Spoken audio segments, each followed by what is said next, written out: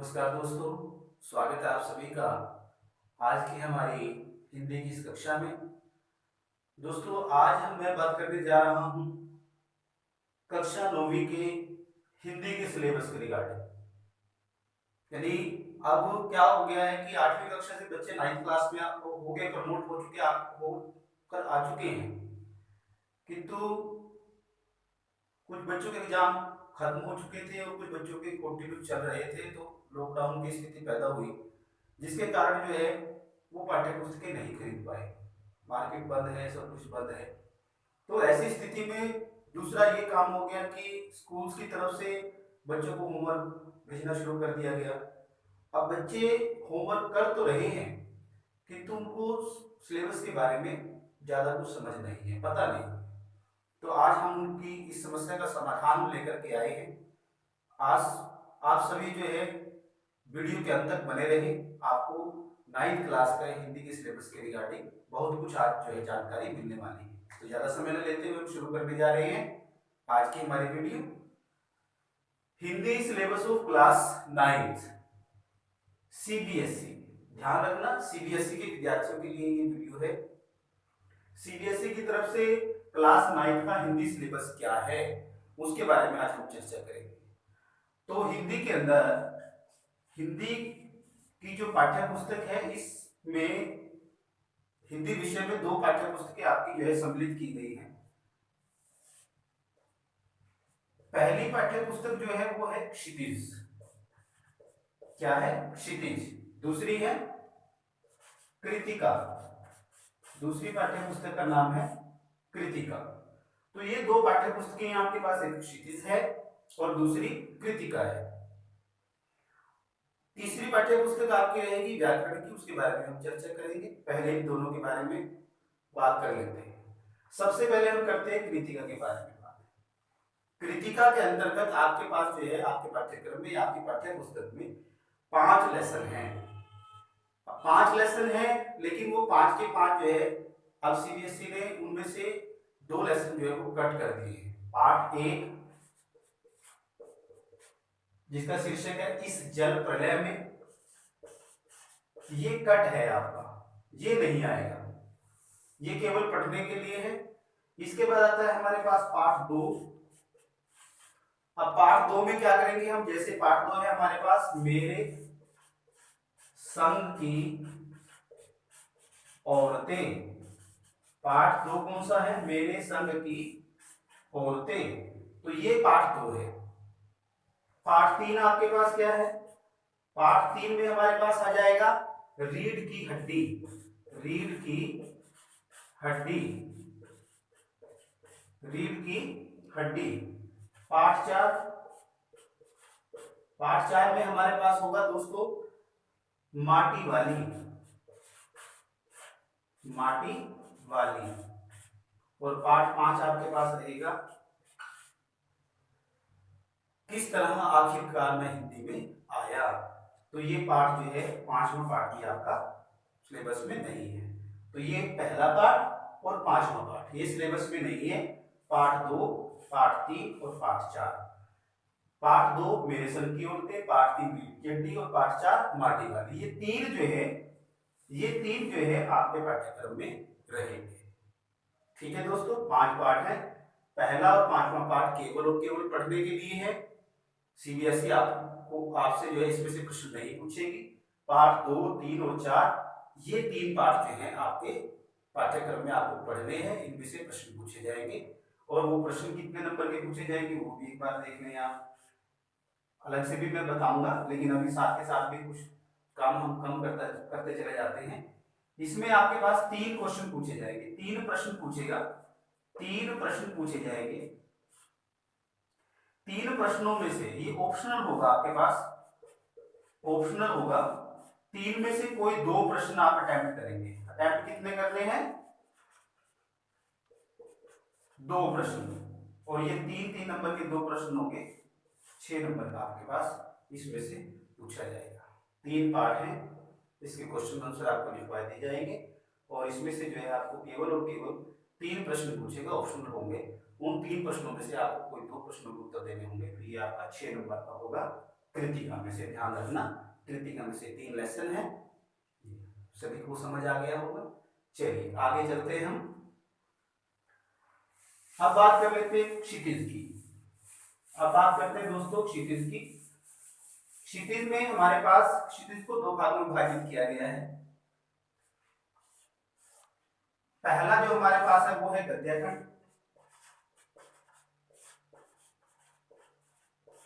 और दूसरा जो है वो है पद्यखंड। गद्यखंड और पद्यखंड 2 भागों में विभाजित किया गया क्षितिज को। क्षितिज में अब गद्यखंड में हमारे पास क्या आएगा, पाठ एक हमारे पास है 2 बैलों की कथा, 2 बैलों की कथा, ये कहानी है, कथा है। पाठ 2 में हमारे पास आ जाएगा लहासा की ओर, कहां की ओर, लहासा की ओर यानी की तरफ, लहासा की ओर, ये यात्रा वृतांत है, ये हमारे पास पाठ 2 में रहेगा। पाठ 3 में हमारे पास क्या आ जाएगा, उपभोक्तावाद की संस्कृति, उपभोक्तावाद की संस्कृति। लेकिन ये आपको पढ़ना नहीं है, जो नहीं पढ़ना है उसको मैं लिखूंगा ही नहीं, कंफ्यूजन होगा। पाठ 3 आपके पास नहीं रहेगा। पाठ 3 नहीं आएगा आपके पास, पाठ 4 आएगा। पाठ 3 जो है वो उपभोक्तावाद की संस्कृति है, जो सीबीएसई के द्वारा काट दिया गया है। इसके बाद है पाठ 4 सांवले सपनों की याद, सांवले सपनों की याद। और पाठ 5 क्या है, नाना साहब की पुत्री, नाना साहब की पुत्री देवी मैना को भस्म कर दिया गया, नाना साहब की पुत्री मैना देवी को भस्म कर दिया गया। और पाठ 6 क्या है, पाठ 6 जो है हमारे पास आ जाएगा प्रेमचंद के फटे जूते, प्रेमचंद के फटे जूते, ये आपके पास पाठ 6 है। और पाठ 7 में आपके पास क्या रहेगा, पाठ 7 में आपके पास रहेगा मेरे बचपन के दिन, मेरे बचपन के दिन, ये आपके पास रहेगा पाठ 7 में। जो पाठ 8 है दोस्तों, पाठ 8 जो है ये भी कर चुका है, इसलिए हम इसको लिखवाएंगे, नाम है इसका एक कुत्ता और एक मैना। तो ये हमारे पास था क्या, पाठ 1 2 बैलों की कथा, पाठ 2 लहासा की ओर, पाठ 3 नहीं है, पाठ 4 क्या है, सांवले सपनों की याद, पाठ 5 नाना साहब की पुत्री देवी मैना को भस्म कर दिया गया, और पाठ 6 प्रेमचंद के फटे जूते, पाठ 7 मेरे बचपन के दिन। तो ये आपके पास क्षितिज में से पूछे जाएंगे। ठीक है दोस्तों, उम्मीद करता हूं सबने नोट कर लिया होगा, साथ के साथ नोट करते रहें। इसके बाद हम बात करते हैं पद्यखंड की, यानी काव्यखंड में। काव्यखंड में क्या रहेगा, काव्यखंड में हमारे पास ये पद्यखंड है या काव्यखंड। काव्यखंड में हमारे पास जैसे पाठ 9 तक ये रहेगा हमारे पास, पाठ 9, पाठ 9 में जिसके कविता है, जिसके रचयिता है कबीरदास, इसमें जो शब्द और साखियां हैं, इसमें शब्द नहीं आएंगे, केवल आपसे क्या पूछा जाएगा, साखियां पूछी जाएगी।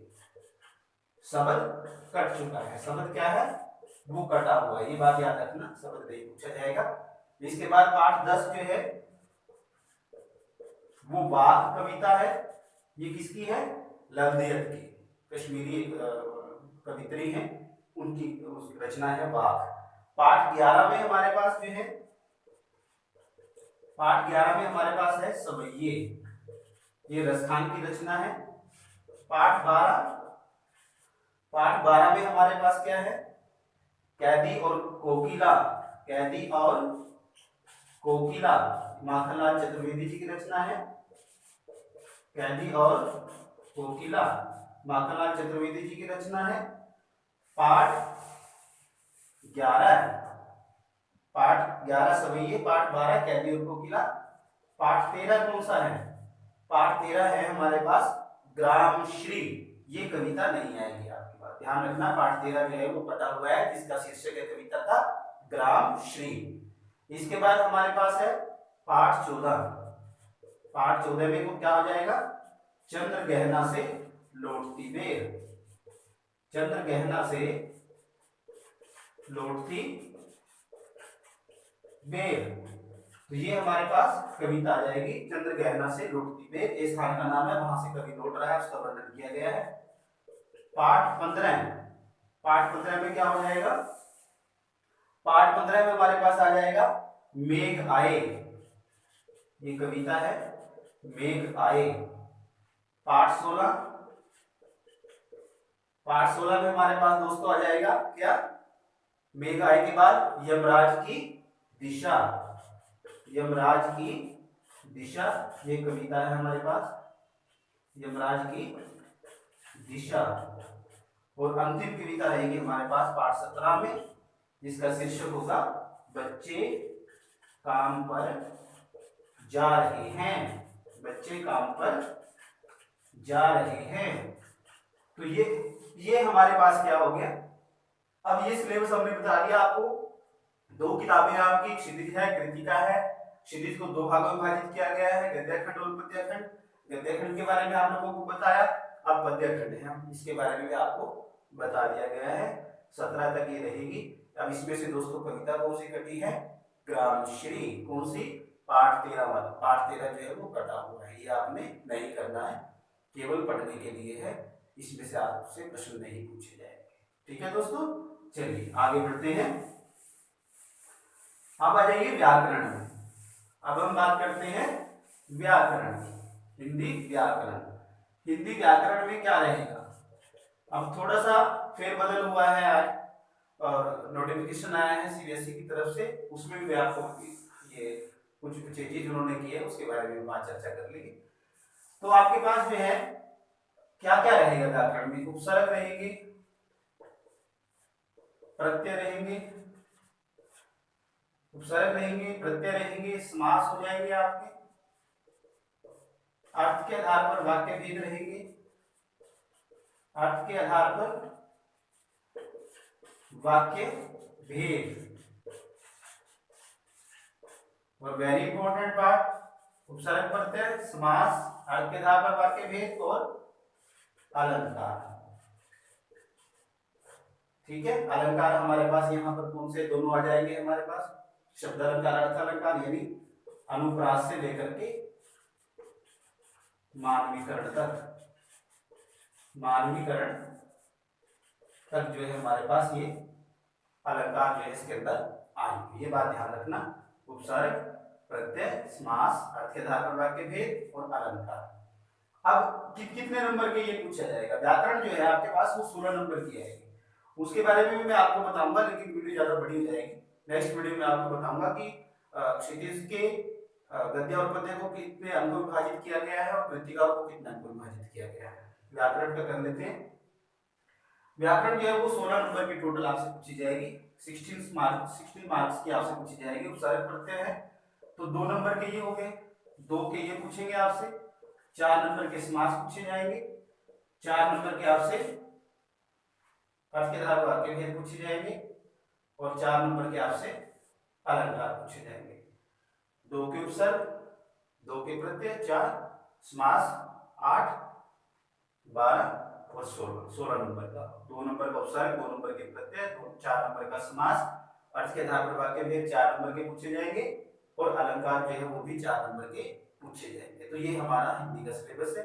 इसके अलावा जो नई चीजें हुए वो मैं आपको साथ साथ बता देता हूँ इसी वीडियो में।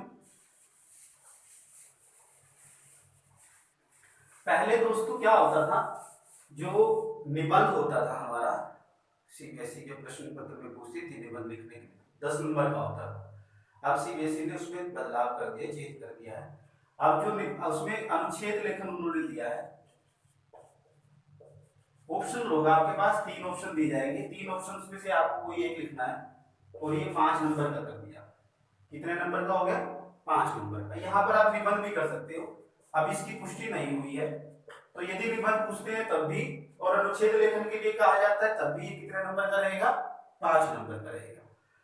दूसरा संवाद लेखन, ये पहले से ही था इसमें, संवाद लेखन जो है वो कितने नंबर का हो गया, 5 नंबर का हो गया। और इसी इसी के साथ साथ क्या हो जाएगा हमारे पास, समाज लेखन हो गया। इसके बाद जो नई जो चीज है, यहाँ से जो 5 नंबर इन्होंने कट किए हैं वो इन्होंने अलग डाल दिया है, कथा लेखन।